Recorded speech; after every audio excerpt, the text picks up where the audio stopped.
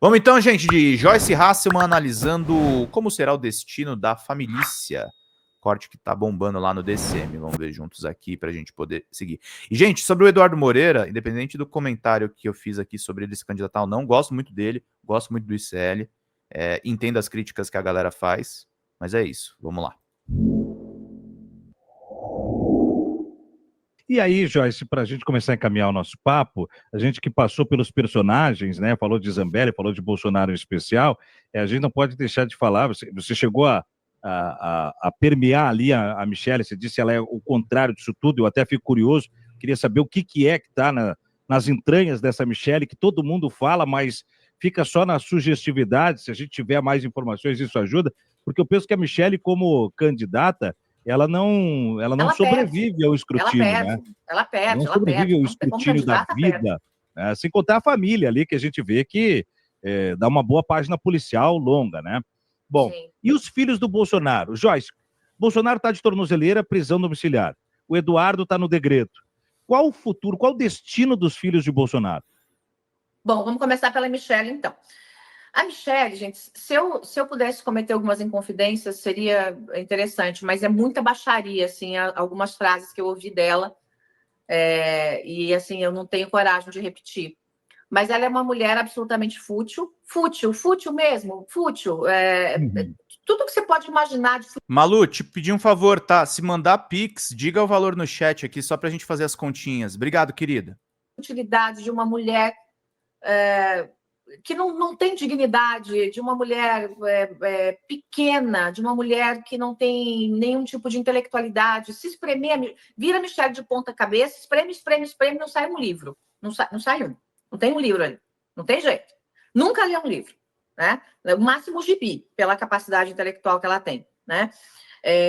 Aquela coisa da santinha, quando eu conversava com a Michelle, eu me afastei muito rápido da Michelle, porque na transição a gente conversava bastante, até a posse conversava bastante, mas ela é muito baixa no tipo de conversa, sabe? Então, assim, eu fui me afastando. Eu não gosto muito dessa coisa muito ralé, muito baixa. Então, eu fui me afastando e larguei. Ela me deve dinheiro até hoje. Além de tudo, ela é caloteira. Ela é caloteira, porque na época da posse, ela queria trazer aquele maquiador dela, e o maquiador dela é gay. Agora, o maquiador agora gruda, né? Os dois sempre estão juntos, viajam juntos. Antes usavam dinheiro público juntos, mas na época o Bolsonaro tinha os senãos dele. Então ela falou assim: Joyce. Os senãos pelo cara ser gay, é isso? Pelo cara ser gay, pelo cara ser gay. Então ele não deixava o cara entrar no avião da presidência da República. E aí, quando chegou o momento da posse, ela falou: olha, vamos trazer o maquiador? Você se divide comigo? Eu falei: claro, tudo bem, divido. Né? Ela falou: e aí a gente compra passagem de avião e traz o maquiador, porque o Bolsonaro não quer ir no avião. Eu falei: tudo bem, não tem problema. Muito bem. Aí ela ficou de comprar passagem e eu pagar o maquiador. Daqui a pouco ela me liga: eu tô com um probleminha aqui no cartão, não sei o quê, você pode comprar passagem? E por favor? E aí você paga, e aí a gente divide tudo, depois eu te dou o dinheiro? Eu falei: claro, não é quem? Eu não ia imaginar que ela ia me dar um calote, né? Foi até meu marido que comprou essa passagem, ele tem o recibo até hoje. Meu marido comprou a passagem do maquiador, pagamos o maquiador veio, aí foi para o palácio, eu ia para o palácio para me maquiar também, aí apareceu prima, primo, todo mundo para maquiar, tinha um monte de gente, falei: não vou me maquiar sozinha. Bom, até hoje, eu espero o dinheiro da minha passagem na minha conta. Então, Michelle, pague o que você deve. Você me deve uma passagem aérea do Rio de Janeiro para Brasília. E você sabe que a passagem do Rio de Janeiro para Brasília é cara, tá? Eu não tenho dinheiro público, aí não fiquei mamando nas tetas do dinheiro público, nem fazendo desvio, igual seu marido fazia. Então, pague o que você deve, porque você me deve uma passagem aérea, bem, tá? Me deve. Então, essa é a Michelle Bolsonaro, além de tudo, caloteira. Os filhos do Bolsonaro. Bom, o Eduardo, eu acho que para ele ficou na casa do sem jeito, né? Por tudo que ele está fazendo. Se ele pisar no Brasil, ele vai ser preso. Eu fico só pensando como é que ele está se sustentando nos Estados Unidos. Eu vi a casa, porque a deslumbrada da mulher dele posta, às vezes, umas coisas e depois apaga. Eu vi a casa que ele está morando, Thiago, é surreal. Só a sala de jogos. Casarão. só sala de jogos, só área de piscina. É um negócio, assim, absurdo. Quem está pagando essa conta? Porque aqueles 2 milhões que o Bolsonaro passou para ele, naquele padrão de vida, não dá para 6 meses. Pagando em dólar, tá, gente? É quase 6 por 1. É 5,60, 5,80, depende do dia, né? É quase 6 por 1, pagando em dólar. Então, 2 milhões de reais. Não dá para 6 meses. Como é que ele está sustentando? Da onde vem a bufunfa? Essa gente tem muita grana escondida. Essa gente desviou foi muito dinheiro. Aquela brincadeira lá de tentar roubar lá os colares, o relógio, os brincos, que dava quase 18 milhões de reais, se eu não me engano. Aquilo lá é ficha pequena, né? Eles escoaram foi muito dinheiro através de empresários brasileiros, que inclusive eu sei quem são.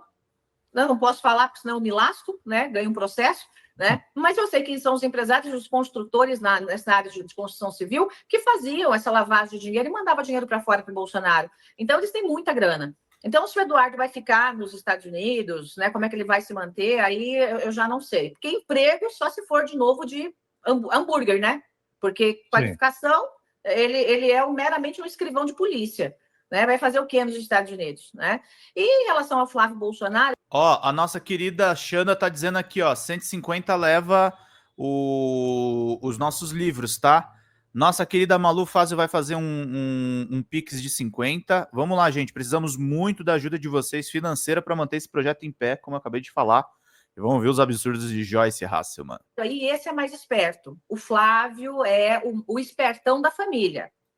Assim, é o cara que gosta de dinheiro, é o cara que faz todos os esquemas mais grossos, assim, né? É o cara da mala, né? O Flávio, eu acho que ele vai tentar se cacifar aí ainda para uma candidatura ou a governador, ou vai tentar se enfiar como candidato a vice-presidente na chapa. Aí lasca qualquer um, né? Porque enfiar o Flávio Bolsonaro, pai da rachadinha, né? Pai não, porque o pai é o próprio Bolsonaro, né? Uhum. Que já fazia a rachadinha. Mas aí fica muito complicado. Mas eu acho que o Flávio é quem tem mais capacidade para se manter no jogo, porque ele é mais frio. O Eduardo Bolsonaro não é frio. O Eduardo Bolsonaro ele pensa com o intestino, né? Uhum. Então ele literalmente só faz merda. Desculpe o palavrão, mas é isso. Nada. Literalmente o Eduardo só faz merda. Mais do que adequado. Agora o Flávio não. O Flávio é frio, é calculista. Então, eu acho que ele vai sobreviver melhor aí nesse meio da política. E o Carluxo?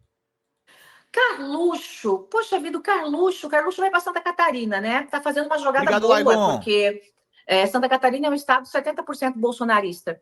Então, ele vai sair candidato ao Senado lá, são 2 vagas, está eleito. Então, eu só não sei como que ele vai lidar ali com o Senado, porque o Carlos, ele é pancada, assim, ele é doidinho, ele não bate bem da cabeça, assim, ele tem... o Carlos é o tipo de cara... Eu tive numa reunião com o Bolsonaro logo no começo da transição, onde eu levei a Viviane Sena, porque era minha indicada para a ministra da Educação, né? Era a Viviane Sena, e ele colocou aquele idiota daquele Vélez, que nem brasileiro era. Gostou da Viviane, mas olhou para mim e falou assim, ela é mulher, não vai aguentar. Não dá vontade de dar um tapão na cara quando fala um negócio desse? Né? Que absurdo. Não, sendo a Viviane quem é, né? Por favor. Falando em educação, Viviane, era uma coisa... Aí o Mozart ia assumir, que é o segundo da Viviane, porque a Viviane estava com alguns probleminhas pessoais, e ela seria a conselheira do Ministério da Educação. Estava tudo certo para ser fechado, aí o Carlos Bolsonaro enfiou esse Vélez aí goela abaixo, ele tinha esse poder com o pai. Tem ali uma relação meio complicada ali, os dois... que eu não vou contar, mas tem uma relação muito complicada ali. Mas o Carlos, ele é uma figura que ele é pinel, assim, ele é bem complicado. Eu não sei como é que ele vai suportar o Senado, como é que ele vai reagir ao Senado. É bem complexo, assim. É a pessoa com a qual eu mais me mantive afastada. Eu não fico sozinha numa sala com o Carlos Bolsonaro. Eu não fico numa sala sozinha com o Carlos Bolsonaro. Por quê, ele não... Porque ele é completamente louco. Ele é completamente louco. Assim, ele é uma pessoa que ele tá falando com você, daqui a pouco ele começa a chorar, daqui a pouco ele começa a rir, né? Ele tem essa coisa da euforia, da depressão, variação, sabe? Né? Uma variação entre euforia e depressão, uma coisa de louco, assim. Realmente, eu tive com o Carlos uma vez. Eu olhei nos olhos dele e falei, meu Deus, não. E eu tive justamente com o Carlos quando eu levei a Viviane até a casa do Bolsonaro. Foi essa vez. E eu vi essa reação dele, rindo, e na sequência chorando, e na sequência rindo. Eu falei, gente, isso não é normal. É uma pessoa que me dá... não vou dizer que me dá medo, porque eu não tenho medo de nada, mas me dá receio. Uma pessoa que me dá receio. No mínimo, tem que ficar com calafrios, né? Exatamente. Uma pessoa e tanto. 11h35, Joyce, quero te agradecer a presença com a gente nesta nossa edição de hoje, uma edição histórica do Diário do Centro do Mundo, porque, afinal de contas, é o dia que marca o marco zero, né? O marco das primeiras 24 horas do Bolsonaro em prisão. É uma prisão domiciliar, não é uma prisão definitiva também, sentenciado e julgado, mas é o começo de algo que nós, enquanto um veículo que busca por justiça a todos os crimes cometidos pela gestão Bolsonaro, almejamos, e é muito bom te ouvir, reconhecer as tuas reflexões acerca da tua trajetória, né? As próprias olhadas para dentro de si, dos caminhos e da trajetória montada até aqui, e também poder se apoderar de bastidores dessa história, que é uma história que marca as páginas dos livros do Brasil para o futuro. A gente vai ter que fazer a curadoria do que vai ficar como registro, e você é uma peça importante para que nós saibamos como contar para os que virão lá na frente. Muito obrigado, Joyce. Obrigada, Thiago. Foi um prazer falar com você. Obrigada pelo respeito, viu? Um grande abraço e até uma próxima. Esse foi Thiago Sulman com a Joyce. Ela falou também da briga com Carla Zambelli. Vamos ver juntos. E dentro dessa estética de depressão, tem uma outra personagem que, inegavelmente, está misturada na sua história e também se tornou aí um grau de oposição, que é Carla Zambelli.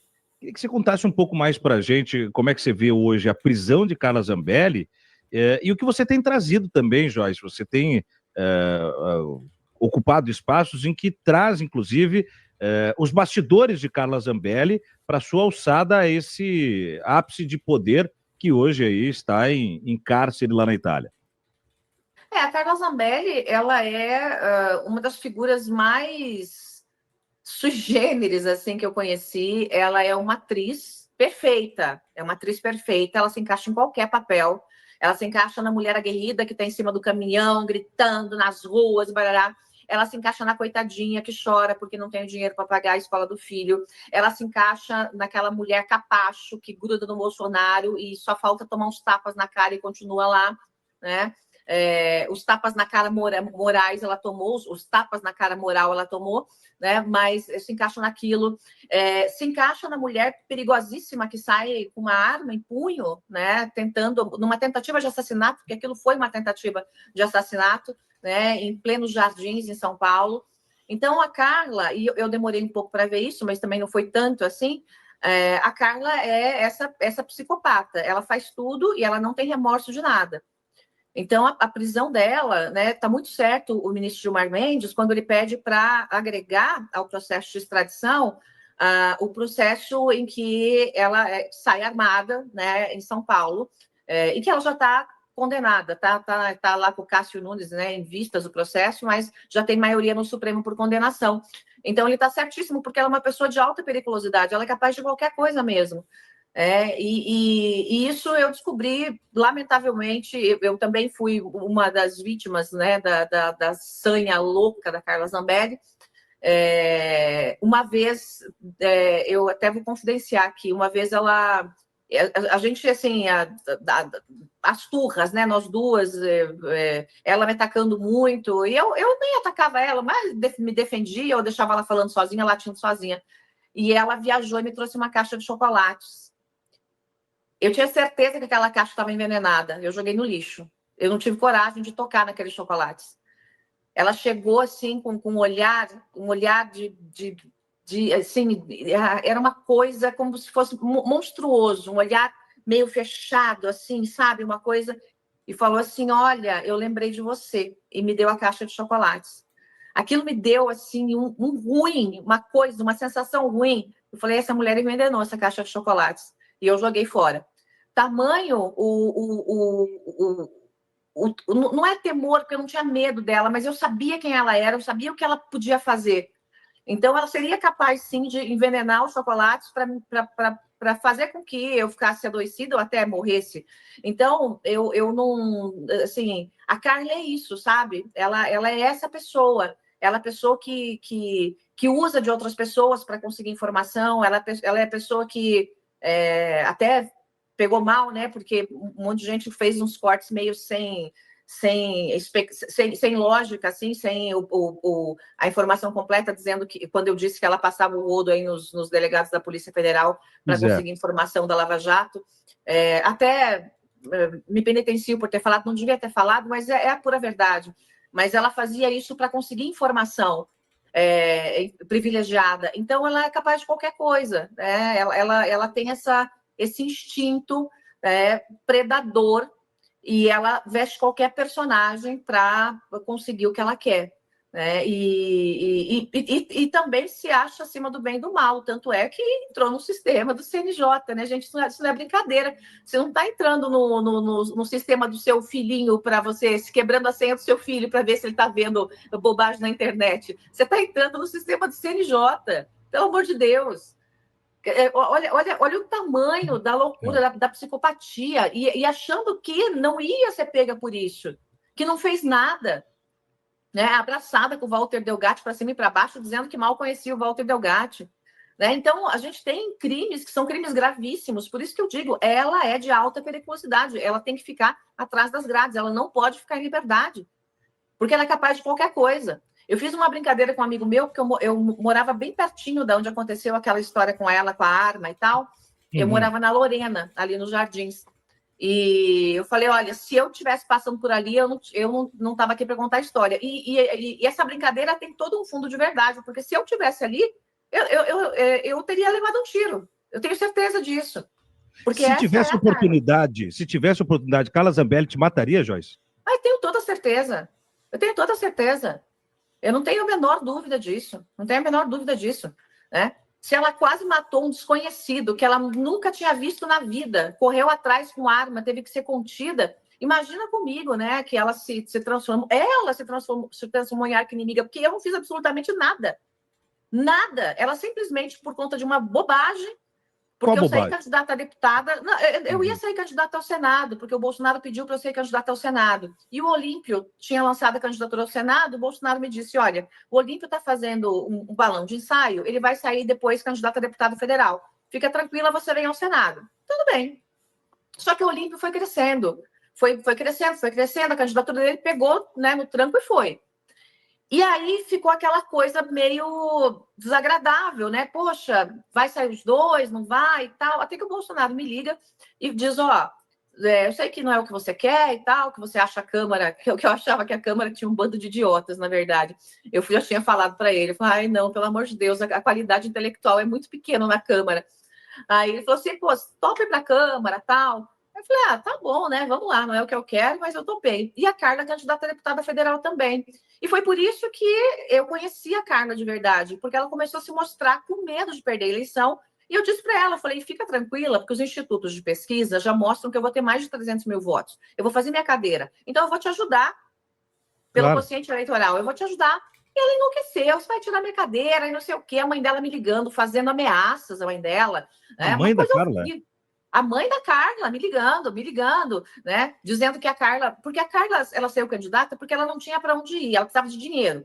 Então, assim, a mãe dela dizendo, ela só tem essa chance, ela precisa desse dinheiro, né? Então, não foi por amor ao Brasil, não foi por dinheiro mesmo, ela saiu para ter um salário, porque ela não tinha profissão, não tinha porcaria nenhuma, o negócio ela era financiada pelo Clube do Porsche, naqueles movimentos de rua, aí os movimentos estavam já acabando, já arrefeceram muito, então ela ficou meio sem ter para onde ir, né? Então, precisava de um salário, precisava de dinheiro.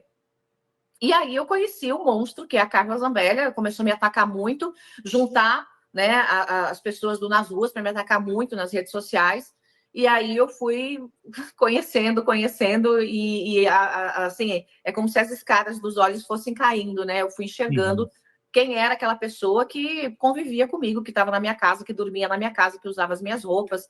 Enfim, eu fui muito... Ela fez um personagem muito interessante para se aproximar de mim. O personagem da amiga perfeita, da assessora que está em todo lugar junto comigo, tirando foto e não sei o quê. Então, ela moldou um personagem para mim que fez com que eu abraçasse aquele personagem. E é assim que ela faz com todo mundo. Ela molda um personagem e gruda aquele personagem. Então, ela é capaz de atuar em várias frentes, com vários personagens diferentes, né? Essa é a Carla. Tem pitadas de sociopatia aí. E, Joyce, você disse que Ô, se Gabi, pudesse, ela beijos, mataria. bom Você dia. teme pela sua vida ainda hoje, não com Carla Zambelli, que nesse momento Viva a democracia. Tá impossibilitado de qualquer coisa, a não ser tentar salvar a própria pele, mas você fez inimigos pelo caminho, e em especial agora com a situação aguda do Bolsonaro, você volta a ocupar espaços, faz críticas, comemora algumas situações. Você teme pela sua vida por conta disso?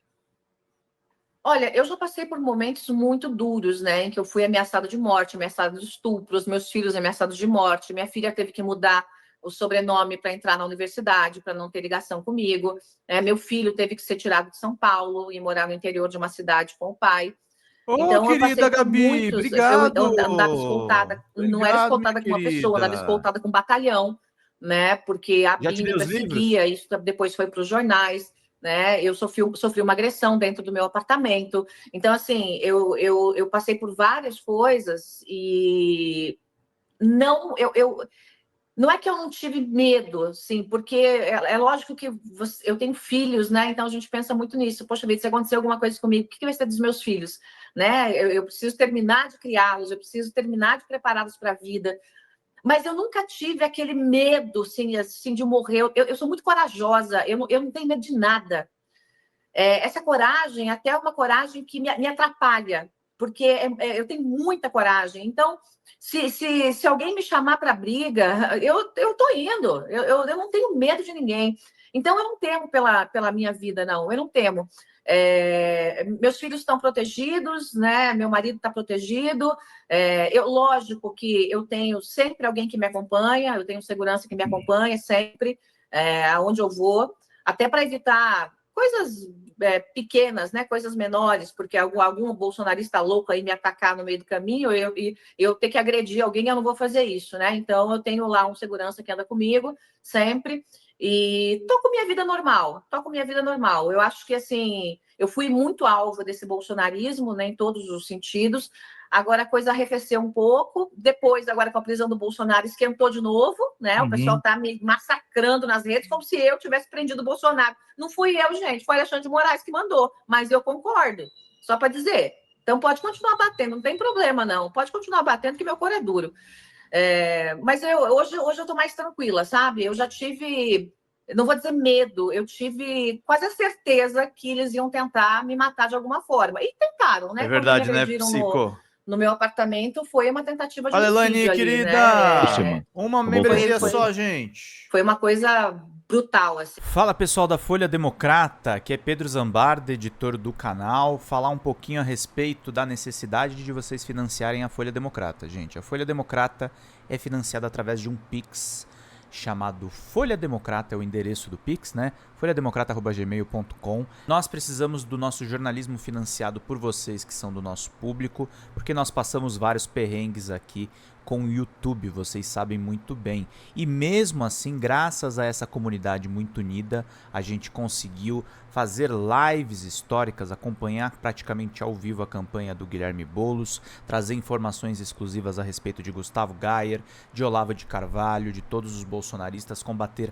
as fake news e tudo o que a gente acompanha. Por R$80 no nosso Pix, você ganha um curso de roteiro para série, o que é muito importante se você é artista, roteirista, se você lida com essas práticas da economia criativa. Outra forma de você colaborar também é se tornando membro aqui do nosso canal.